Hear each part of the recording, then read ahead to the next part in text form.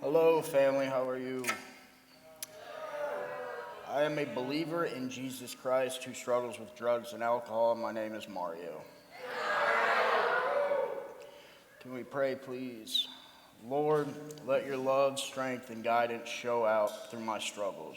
Let the words of my mouth and the meditation of my heart be holy and pleasing to you. Amen. I was born October 27th, 1984 in Detroit, Michigan. I was born premature and positive for crack cocaine. My dad wasn't there, and I was given to my Nana. However, due to the drugs and premature delivery, I didn't leave the hospital until I was almost 1. My first 5 years I thought were normal, but they were not. I thought my Nana was my mom, and my real mom was the babysitter. My real mom would take me on drug runs, and to put me to sleep, she would blow shotguns of weed in my face so she could do what she had to do. One day, my mother took me with her to get drugs when I was 5, and she didn't have enough money to get her drugs. I remember there being an argument, followed by her telling the man she would leave me there with him, and she'd be right back with the money. That was the last time I seen my mom for 6 years. I was locked in a closet with a TV that only had snow on it and only brought out to use the bathroom or if other people wanted to abuse me. After a few weeks, the cops kicked in the door and found me. I was hospitalized for weeks to heal from the abuse and the malnutrition, and my Nana got me back. My dad at this point was trying to get custody of me, and my Nana, in fear of losing me, hid me with what she thought was a family friend, who eventually sexually abused me and his 2 daughters. My dad was awarded full custody and moved me from the concrete jungle of Detroit to a farm out off a burnt store, and I was scared to death. I didn't know him, my stepmother, my new grandparents, cousins, and needless to say, I was not having it. They ended up moving my Nana down here for a year so I'd get comfortable with them. This is where I started developing manipulation and victim mentality. See, it was never really discussed what happened to me in that crack house or at the family friend's house, and even though I was 1,000 miles away from where the abuse happened, in my mind, everyone I was in school with knew what happened to me. Whenever I wanted something, I would just use the victim card and bam, I got what I wanted. My dad was there physically, but he wasn't there in any other aspect due to his addiction. So my stepmom did the best she could, which she was and still is amazing. While most kids were having sleepovers and hanging out at each other's houses, I was terrified to go anywhere or stay anywhere due to what I had been through. I tried several times over the next few years to stay over friends' houses, but every time when it got dark out or it was time to go to bed, I couldn't do it, and I had to have my mom come pick me up. And I also wouldn't let anyone stay at my house because even though I had a great bedroom, I was terrified to sleep there out of fear that something would happen to me. So I slept in my parents' room on a mattress on the floor until I was almost 14 years old. My father's addiction kept me from developing a relationship with him, but I realized if I did do good in sports, I could get his attention. So that's what I did. I excelled in sports.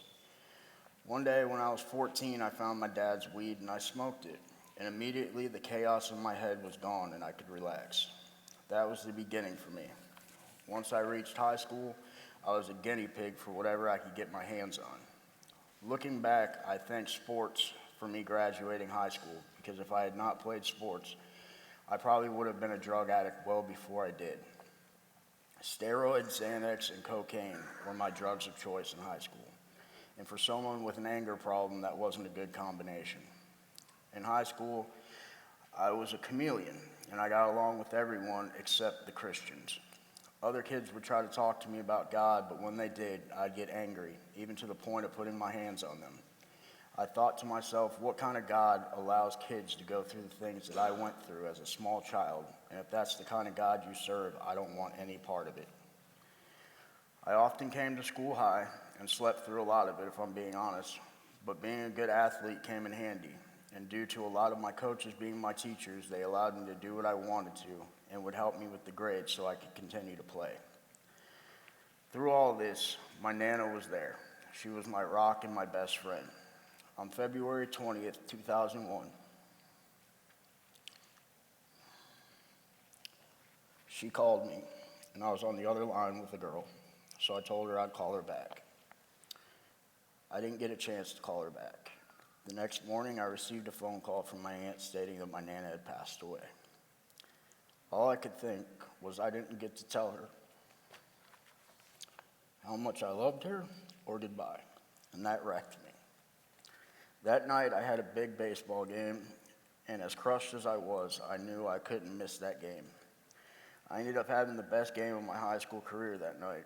However, once the game was over and I was alone in my car, I decided I was going to drive all the way home without stopping at any red lights or stop signs in the hope that I would get hit and die. But God had other plans. Not a single accident or a close call. After that, I attempted suicide 2 more times over the next few months and was Baker acted. That's when I was first diagnosed with bipolar and put on medication. Amazingly, I graduated and went to college on a baseball scholarship, but I was kicked out my freshman year for drugs. Embarrassed and nothing to fall back on, I went into construction and was introduced to opiates. It wasn't long before I was addicted and discovered doctor shopping. I decided to start a screening company, but not to actually work. I used it as a front to move the money around that I was making from selling pills. I had a house on the water, a boat, 2 cars, a motorcycle, a work truck. In my mind, I had it all, but I was just a shell of a person. After a couple years, I was chased out of town by Lee County's finest, so I went to Indiana to start over. With untreated addiction and just abstinence, I decided to go back to school to be a paramedic. While in school, I got a job in the emergency room as a technician and was doing well. However, seeing people at their worst every day and seeing things I couldn't unsee, I began using again to cope and sleep. Eventually, I started stealing medication from patients, off the ambulance, and from the hospital. I was always high, so needless to say, I shouldn't have been in the position I was, with people's lives in my hands. Looking back, I am sure there's people that passed away that probably wouldn't have had I been sober, and that also weighed on me heavy. I eventually lost my license and was spiraling down fast. After not seeing or speaking to my father in years, I had overdosed, and when I woke up, he was at my bedside all the way in Indiana. He wasn't the same man I knew my whole life. Something was different about him, and he began to tell me about Celebrate Recovery and sobriety and how God changed him. From the man that was once my best customer to a man standing in front of me that I just didn't even know. Having lost everything and nowhere to go, he brought me a bus ticket back to Florida and had a bed waiting for me in detox. After completing that detox, he let me move in with him under the condition that I would attend meetings. If I'm honest, I wasn't sure if that's what I wanted to do, but it was a place to stay and food in my belly. That Friday, he took me to my first Celebrate Recovery meeting at the Cape campus. When we got there, a lady came up to me and hugged me and told me she had been praying for me. But I was so jaded at this point, I immediately checked my back pockets to see if she was trying to steal my wallet. I seen people smiling and leaving their purses on the chair, and I was confused. I sat in the very back next to the exit because there was no way there was this many addicts in one room and something wasn't going to pop off. But a man got up with a sleeveless Harley-Davidson shirt on, all tatted up, and began talking about Jesus. And I listened. The seed was planted, but I wasn't ready yet. I began to get involved and even got into a step study, but for all the wrong reasons. I didn't surrender, and I truly did not work a program or develop a personal relationship with Jesus. Instead, I went off of what others' relationships was with him, and when they started doing things I didn't agree with, I started questioning everything, and I walked away. I ran for another 18 years in and out of detoxes, jails, rehabs, prisons, and psych wards. In that wildness, I had my daughter Kinsley, who was actually born in a year-long rehab that her mother and I entered after finding out she was pregnant. But once again, half measures availed me nothing. Not working a program or working on myself, I became overwhelmed, and shortly after she was born, I overdosed in the rehab. When I woke up in the hospital this time, my stepmom was there with my daughter, and I was crushed. Once again, my parents opened their door to me and my daughter this time, under the condition I'd get back into recovery and stay sober. After a couple months of not doing what I was supposed to do, I relapsed yet again. I told my family what I had done, and they asked me to leave, but I knew I couldn't take my daughter with me because I wasn't done. After a couple years of running, I had to sign my rights over to Kensley. And after I signed that paper, I went on a suicide mission. I wasn't using to get high anymore or to get rid of the sickness, but I was using to die. While I was in that rehab, though, I was given the life verse of Joshua 1:9. Be strong and courageous. Do not be afraid or discouraged, for the Lord your God is with you wherever you go. And time again, I'd remember that verse or see it on something, and it would bring back memories of better days. There was glimpses of recovery here and there, but it was just to stay out of trouble. Eventually, I violated probation again, and I went on the run. But something in me was different. I wanted out, but I was too afraid to detox in jail again. But I kept praying, and God answered my prayer with the Lee County Sheriff's Office at my front door. It was over. I looked at the cop and I said, thank you. And he looked at me and was like, excuse me? And I said, thank you. It's over. I don't have to run anymore. I wanted something different, so I prayed to God to show me what to do. Instead of sitting around and playing cards and telling war stories, this time in jail, I did Bible studies. I went to any church service I could and AA meetings. I knew because of my points, prison was most likely, but I also knew if I went back to prison, all I would do is get high in there. So I begged for a program, and God gave me one. He gave me drug court, and I had to go to the Salvation Army DOC program.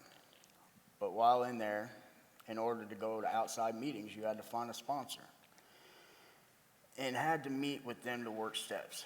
Being locked up for a year, I just wanted to be out, so I found a sponsor, but once again, I did it for all the wrong reasons. After 7 months, I graduated that program and went to the Lighthouse. But I still hadn't been honest and didn't work the steps, so I relapsed on Kratom. I was blown away at how I had been a heroin addict for 20 plus years, and here was a little bottle from a gas station bringing me back to my knees. After the short little bout, I surrendered. I got honest and went to the people at drug court knowing it was a violation and told on myself. People at drug court were proud of me for being honest and told me that they would help me in any way they could. God showed up and showed out. I went to detox that day, and when I got out, my friend called me and told me his job was hiring, so I went straight there. From detox and had an on-the-spot interview where they asked me to tell them about myself. God told me to be honest, so I told them that I was a felon who was in recovery from drugs and I needed help getting back on my feet. Little did I know the man interviewing me was a retired pastor, and we began to talk about God. I was hired on the spot. I got a new sponsor and decided this was it. I worked the steps to the best of my ability and got involved. I began helping in tech here at CR and wherever I was needed. I went to small groups and shared, and my life began to change. I prayed every morning and thanked him at night, and I've seen results. I graduated drug court, and for the first time in 10 years, I was no longer under the supervision of the law. Heidi and I eventually got our own place, and also for the first time in near 10 years, I wasn't sharing a room with another man or a bunk. I began restoring the relationship with my daughter and my parents. I now have regular visits with my daughter and show up when I say I will. On November 8th, 2025, Heidi and I got married, and I became a stepfather to Bethany and Gus.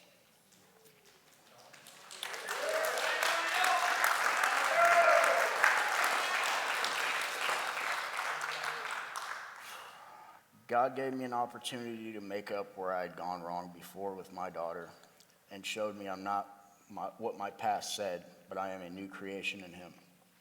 I started going into detox for Celebrate Recovery and sharing my experience, strength, and hope, which is a place that I've been to nearly 20 times. So I truly know what it's like to be sitting in that place with no hope, and to share where I am now is a miracle. I'm currently participating in another step study where this time it's not so much about the drugs and alcohol, but new struggles, which shows me I am growing because I'm not making the same mistakes over and over again, but new ones. And this time I have a higher power, Jesus Christ, and the steps to work them out. I have healthy relationships today and real friends to help me through it. And also through openly sharing my experience with sexual abuse. As a child, I have come to see that God had his hand in keeping me safe and alive through that because so many haven't. And in sharing it, I was able to find peace with it and let it no longer have power over me. And most importantly, it has helped others be able to share their same trauma and find freedom that comes from getting it out. I'm not perfect, and temptations are always there, but I also know that 1 Corinthians 10:13 says, "There is no temptation that isn't common, and that God is faithful and will not let me be tempted beyond what I can bear. But when I am tempted, he will provide a way out so I can endure it." So that tells me my answer right there. Jesus. Not a drink, not a drug, nothing but Jesus. God has given me a life that I would never have imagined. To the newcomer, don't give up. Trust God, clean house, and help others. Remember that nothing is impossible with Christ. And stay grateful. Be kind to yourself and never get too busy to talk to God. Thank you for letting me share.